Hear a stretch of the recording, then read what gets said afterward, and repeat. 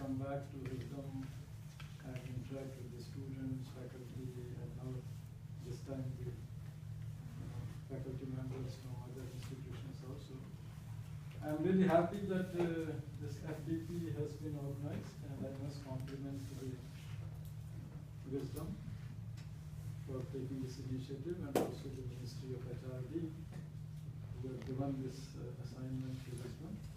And I'm sure this is going to be taking us in a big way in propagating and spreading the innovations which have been done at Banastali, and also the whole idea of the Indian ethos and Indian thought, not only in management, but in social sciences and in society in general, so that we can take the nation forward to play its legitimate role at the global level. And if we have to play that role at the global level, I think the Indian ethos and the Indian thought can provide the right kind of input. And that's what is going to be my aim in terms of spreading some of these ideas with the younger generation, not only the young faculty, but also the students here. And that's what we have been doing over the last 20 years. And this is the year of the 20th year of the Wisdom's Foundation. So I'm really happy on that account also. Today what I'm going to present to you is an idea which I call the vowels of mind and the self-evolution. See, when we look at the whole idea of the Indian ethos and Indian thought, one USP or the unique thing about the Indian ethos or Indian thought is the focus on the self, evolution of the self, evolution of the mind and consciousness. When we are looking at the self, we can look at the self in terms of the three levels: the body, mind, and spirit, or matter, mind, and consciousness. So you can focus on the evolution in terms of the matter or the body, and that was the focus of Darwin at one point in time. But Indian thought has focused more on the evolution of the mind and consciousness. So that's the basic core idea on which I'm going to elaborate on that.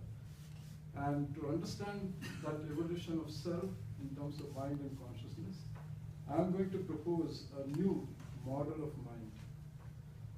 And that new model of mind is based on the idea of the vowels.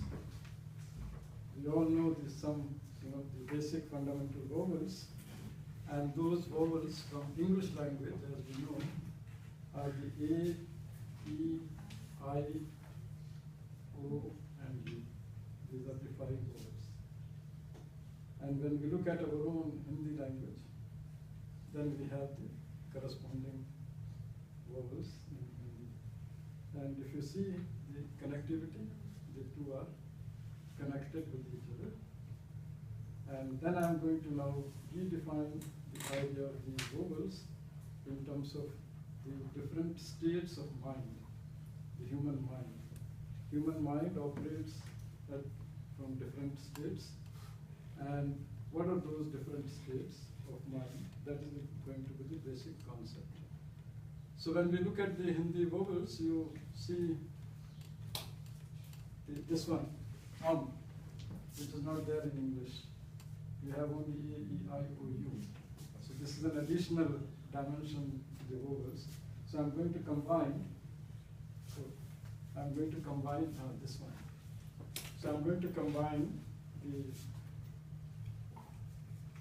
both of them to get a complete perspective. Now, before I elaborate on that, I come back to this idea of the origin of languages.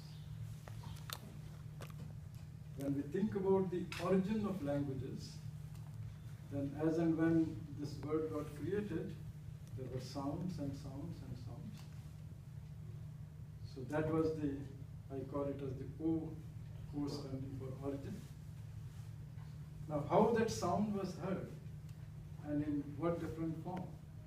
So there is an interesting myth as far as we are concerned or India is concerned. And that is the myth is the languages have come from Shiva's Damru. Jaise Damru bajta hai, so all the languages got created. So that's a very powerful metaphor. That is a very powerful symbolism. All languages of the world, according to our myth, are nothing but representation of that original sound which metaphorically is represented by the Shiva's Damru. And how they were captured? Now human consciousness operates at 4 levels, or the nature itself operates at 4 levels. And therefore the corresponding sounds are there at 4 levels. And this is the model which in my book, Western Windows, Eastern Door, I call it the OSHA model of human beings, or the OSHA model of sounds.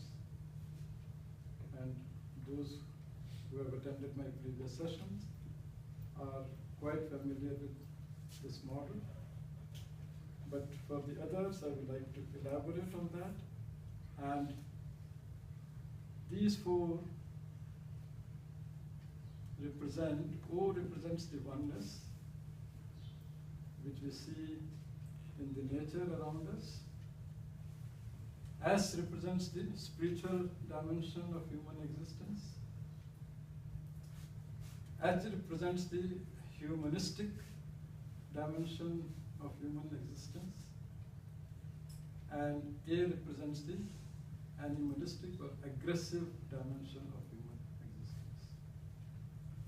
And all these are represented in the form of nature's energies. And the nature energy could be in the form of divine energy, could be in the form of subtle energy, could be in the form of vibrant energy, and also violent energy. All these 4 energies we can individually experience in our life. In fact, all of us experience it every day in our life. Early morning, which kind of energy is vibrating? Divine energy. That's why Brahma in our language. Okay. And then followed by, with the sunrise, which energy is? Spiritual energy. When you get ready and rush to the office, which energy? Vibrant energy. When in the afternoon, boss is shouting on the subordinate shouting on this, everybody is shouting on each other, which energy? Violent energy. So all the 4 energies we can experience, and you can also experience the vibrations reflected in the language. Early morning in Banasthali, music is going on. Which music is that? Reflecting divine and subtle energy. Okay. So these are the 4 energies which are really captured by the Shiva's Damru. So Shiva's Damru is reflecting those 4 different energies, and then those energies are being captured in different languages in terms of different expressions, different words. So that is how I want to look at the idea of the languages. So languages, all languages, immaterial of whichever language we are speaking, you will find they are nothing but expressions of these 4 energies. Here is the energy of the oneness, and these are the 3 diagrams which I have presented. The full circle rainbow?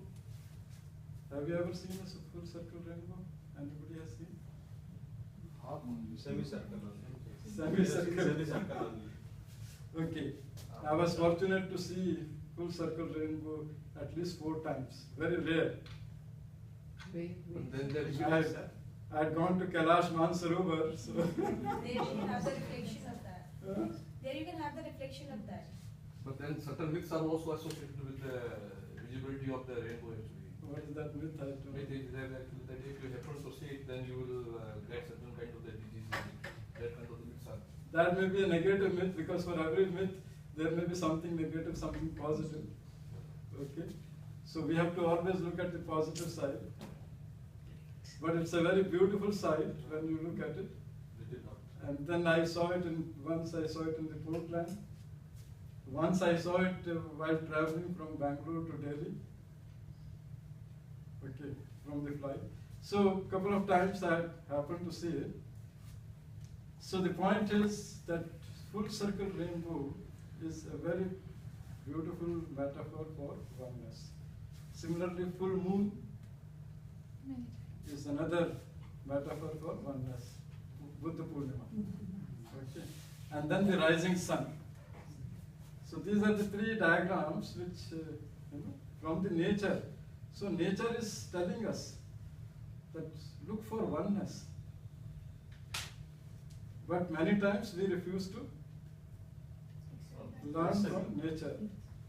We are not learning that lesson of oneness which is there in front of us. Same lesson comes from the metaphor of 4 flowers. So, cactus represents the survival energy. Okay. Rose represents the vibrant energy.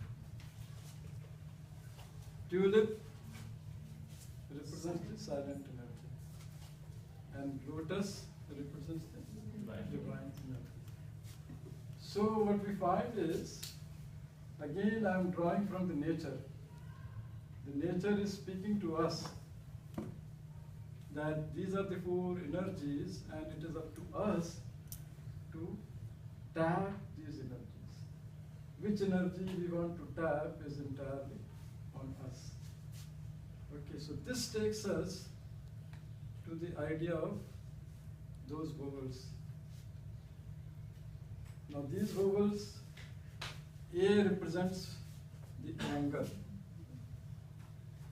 E is the ego, I is the individualism, O is the oneness, and U is the universality, what I also call as universal spiritual consciousness, USC. So these vowels represents the 5 states of mind. Our mind is operating from the level of the anger, or level of the ego, or level of the individualism, or level of oneness, or level of universal spiritual consciousness. So that's the basic idea. The connectivity between the vowels and the way our mind thinks. Now when we combine this with our Hindi, vowels, then the missing dimension in English vowels was this So I put it M. So then your mind is operating now at 6th level. Okay? So A, E, I, O, U, M. So you get a very powerful model of mind which has very interesting lessons to handle the problems which the world is facing today. Okay. That is the basic idea. So what happens is that these, in fact there are 2 sides to A, E, I. The positive side and the negative side. Anger positive side also there is